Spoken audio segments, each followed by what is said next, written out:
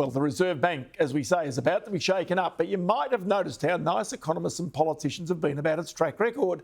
But Clifford Bennett, economist, says the RBA has been running an image protection record for decades, and he joins me now. Clifford, just explain that. Do you think that the institution of the Reserve Bank, let's say a little bit like some churches, is it's more about protecting the institution than always necessarily coming out and doing the right thing? Isn't it nice that we can finally speak openly about our central bank, which has been relatively free of critique for many years now, for a couple of decades? Why is that?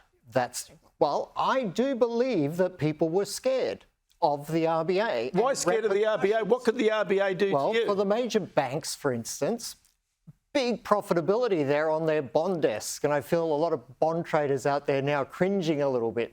Huge profitability on the bond desks of the major banks, any bank that's trading bonds with the Reserve Bank. OK, so break that down for laymen. If I'm trading bonds on a bank desk right now, why do I have to be nice to the RBA? Because the RBA can choose who they send that business to. So it's massive business. And the RBA the bond traders on the bond desk within the RBA choose who they deal with.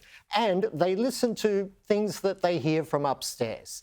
And it can be the case that the Reserve Bank governor or senior members of the Reserve Bank don't like what someone out there in the real world is saying about them. So could this be static influence? In other words, you don't actually have to say it to anybody, but everybody knows where the power lies, and so therefore, as a result, you don't necessarily critique it when you think the RBA's got things wrong. I think the static is always there all the time, but occasionally there's the dagger in the heart from the RBA to one of the major banks. All right, so with the hindsight of this report, plus everything we know, has the RBA made mistakes? Absolutely. I mean, the report itself says that the RBA needs to adopt a deeper consideration of economic factors and policy making, decision making.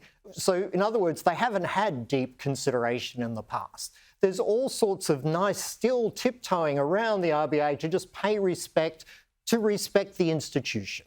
But I think within the RBA, this new review will only have impact if middle-ranking junior RBA staff really go, you know what? This is an opportunity for a revolution of our institution to really take it into the modern world. So let's all get active within the bank. It's been very much of a top-down, culture-controlled institution. Because it's my observation that there have been many a young economist's career that have been ruined by trying to go up against the status quo inside the Reserve Bank.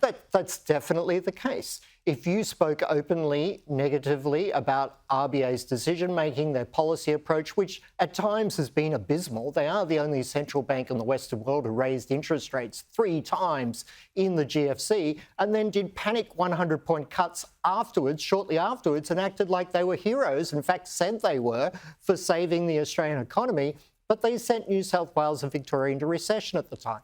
This is a central bank that has done real harm, economic and social harm.